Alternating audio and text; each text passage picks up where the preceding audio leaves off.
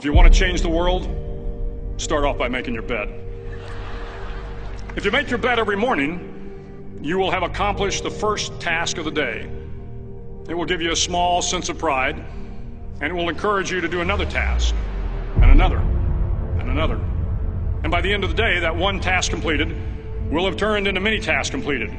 Making your bed will also reinforce the fact that the little things in life matter. If you can't do the little things right, you'll never be able to do the big things right. And if by chance you have a miserable day, you will come home to a bed that is made, that you made. And a made bed gives you encouragement that tomorrow will be better. To pass SEAL training, there are a series of long swims that must be completed. One is the night swim. Before the swim, the instructors joyfully brief the students on all the species of sharks that inhabit the waters off San Clemente. They assure you, however, that no student has ever been eaten by a shark, at least not that they can remember. But you are also taught that if a shark begins to circle your position, stand your ground. Do not swim away. Do not act afraid. And if the shark, hungry for a midnight snack, darts towards you, then summons up all your strength and punch him in the snout, and he will turn and swim away. There are a lot of sharks in the world. If you hope to complete the swim, you will have to deal with them. So if you want to change the world, don't back down from the sharks. Over a few weeks of difficult training, my SEAL class, which started with 150 men, was down to just 42. There were now 6 boat crews of 7 men each.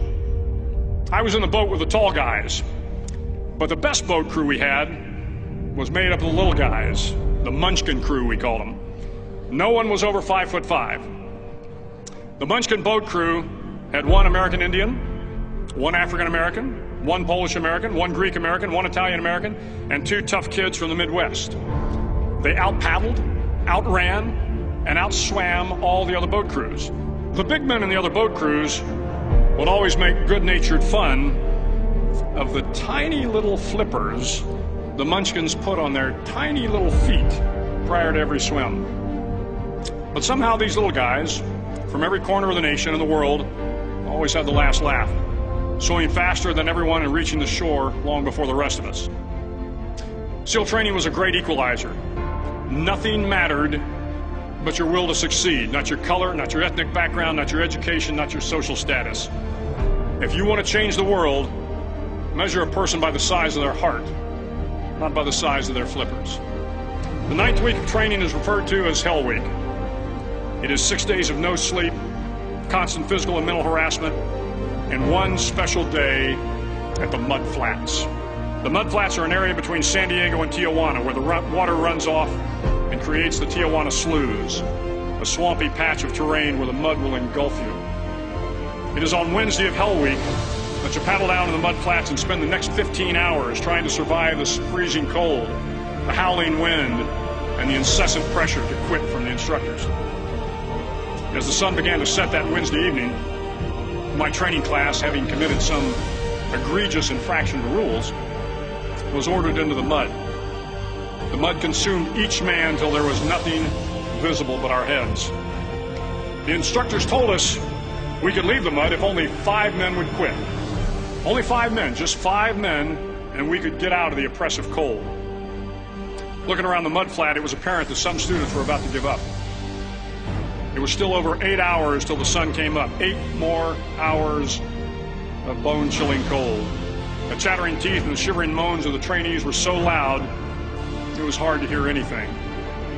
And then one voice began to echo through the night. One voice raised in song. The song was terribly out of tune, but sung with great enthusiasm. One voice became 2, and 2 became 3, and before long, everyone in the class was singing. The instructors threatened us with more time in the mud if we kept up the singing, but the singing persisted, and somehow the mud seemed a little warmer, and the wind a little tamer, and the dawn not so far away. If I have learned anything in my time traveling the world, it is the power of hope. The power of one person, a Washington, a Lincoln, King, Mandela, and even a young girl from Pakistan, Malala. One person can change the world by giving people hope. So if you want to change the world, start each day with a task completed. Find someone to help you through life. Respect everyone. Know that life is not fair and that you will fail often. But if you take some risks, step up when the times are the toughest, face down the bullies, lift up the downtrodden, and never ever give up. If you do these things, the next generation and the generations that follow will live in a world far better than the one we have today. And what started here will indeed have changed the world for the better.